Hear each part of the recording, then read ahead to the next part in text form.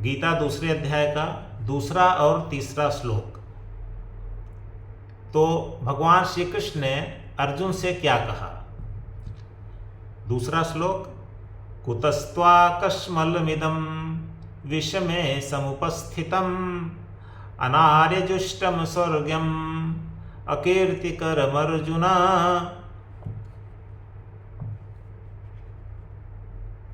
कुतस्त्वाकस्मलमिदं, कुतः त्वा, कुतः कहाँ से, त्वा मतलब तुम में।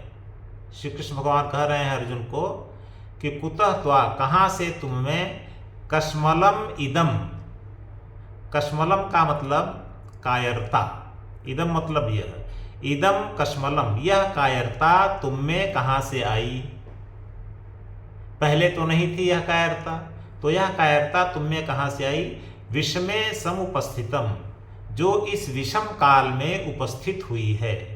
तो विषम काल में, विषम काल क्या है? जब युद्ध प्रारंभ होने की स्थिति आई, दोनों ओर की सेनाएं कुरुक्षेत्र के मैदान में डट गई हैं। यहाँ आने से पहले तो गांडियों उठा करके आए थे कि हमें युद्ध करना है, लेकिन युद्ध के मैदान में धनुष बाण रख दिए और कह रहे हो हम युद्ध नहीं करेंगे, क्योंकि युद्ध करने से तो अपने बंधु बांधवों को ही मारना पड़ेगा, जिसमें हमें नरक की प्राप्ति होगी, हमें ये राज्य नहीं चाहिए, धन नहीं चाहिए। तो इस विषम काल में, विषमे त्वा, विषम काल में तुम में, इदम कस्मलम कुतः, यह कायरता कहाँ से आई? इस विषम काल में तुम में यह कायरता कहाँ से समुपस्थितम उपस्थित हुई है? कहाँ से यह कायरता आई है? और यह कायरता कैसी है? अनार्य जुष्टम, अनार्य जुष्टम, अनार्य के द्वारा, अश्रेष्ठ लोगों मतलब निम्न लोगों के द्वारा स्वीकार करने योग्य होती है ये। तो अनार्य जुष्टम, यह तो अनार्यों के द्वारा, अनार्यों का कार्य होता है जिसमें कायरता आती है। तो तुम तो अनार्य नहीं हो, तुम तो आर्य हो, तुम्हारे अंदर ये कायरता नहीं आनी चाहिए। अस्वर्गम, इससे स्वर्ग भी नहीं मिलेगा, नरक की प्राप्ति होगी।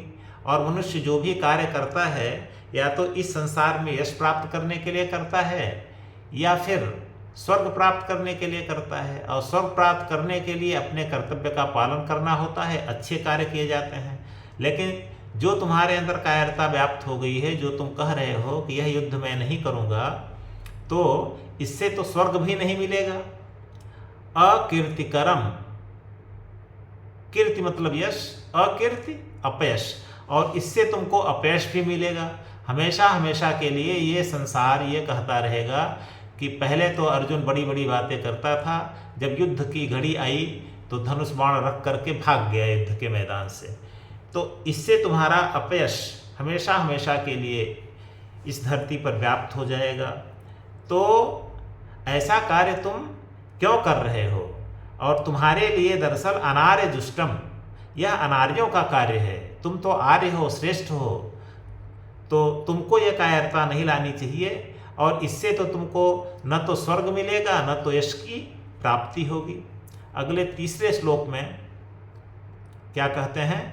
क्लैब्यम मा स्म गमः पार्थ नैतत्त्वयि उपपद्यते क्षुद्रम हृदय दौर्बल्यम त्यक्तोत्तिष्ठ परन्तप। क्लैब्यम मा स्म, क्लैब्यम मतलब क्लीवता या नपुंसकता। तो कृष्ण कह रहे हैं, हे अर्जुन, हे पार्थ, पृथा के पुत्र, पृथा मतलब कुंती का नाम पृथा है, पृथा के पुत्र अर्जुन, हे पार्थ, क्लैब्यम मा स्म, तुम नपुंसकता को मत प्राप्त हो। क्लैब्यम मा स्म गम, स्म, तुम नपुंसकता को मत प्राप्त करो, नपुंसक मत बन जाओ।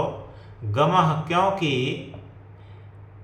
न एतद त्वयि उपपद्यते, एतद त्वयि न उपपद्यते। एतद माने यह, त्वयि माने तुम्हारे लिए, न माने नहीं, उपपद्यते मतलब उचित, यह तुम्हारे लिए उचित नहीं है। ऐसा व्यवहार जो तुम धनुष बाण रख दिए हो और कह रहे हो किसी भी कीमत पर युद्ध नहीं करूँगा, और अपने बंधु बांधवों के माया मोह में इतना अपने को विलीन कर दिए हो कि क्या उचित है, क्या अनुचित है, क्या धर्म है, क्या अधर्म है, इसका इसमें तुमको कोई निर्णय लेने की क्षमता ही नहीं रह गई है। तुम्हारे ज्ञान पर अज्ञान ने अधिकार कर लिया है, माया ने अधिकार कर लिया है। तो न एतत् त्वयि उपपद्यते, तुम्हारे लिए यह उचित नहीं है कि इस प्रकार का तुम व्यवहार कर रहे हो। तो क्षुद्रम हृदय दौर्बल्यम, यह हृदय की क्षुद्र दुर्बलता है, क्लीवता, नपुंसकता, या जो तुम लड़ाई नहीं कर रहे हो और अपने बंधु बांधवों के अत्यधिक स्नेह में लिप्त हो गए हो, यह तुम्हारे हृदय की छोटी दुर्बलता है, क्षुद्र दुर्बलता है। त्यक्त्वा उत्तिष्ठ परंतप, हे परंतप, परंतप का मतलब जो दूसरों को तपा सके। तो अर्जुन में ये क्षमता थी कि वो सभी पर विजय प्राप्त कर लेते थे, सभी तपने लगते थे उनके गांडीव की मार से। तो हे परंतप, हे दूसरों को तपाने वाले अर्जुन, त्यक्त्वा उत्तिष्ठ, हृदय की क्षुद्र दुर्बलता को त्याग कर खड़े हो जाओ। गांडीव फिर हाथ में उठा लो और उठाकर इस कुरुक्षेत्र के मैदान में खड़े हो जाओ और युद्ध करो।